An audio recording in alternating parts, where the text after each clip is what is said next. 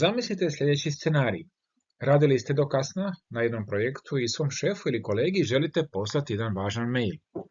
Umjesto da mail pošaljete odmah i vaš šef ili kolega dobije notifikaciju u pogrešno vrijeme, učinite sljedeće. Kreirajte novu poruku.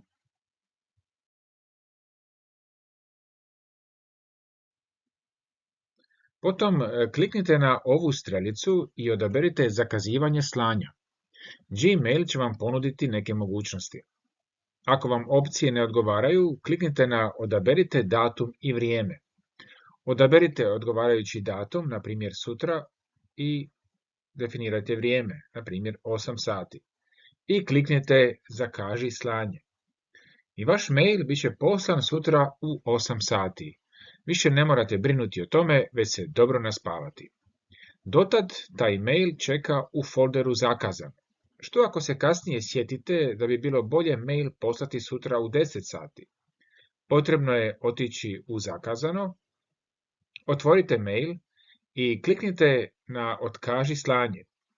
Sada možete ponovno zakazati slanje u drugo vrijeme.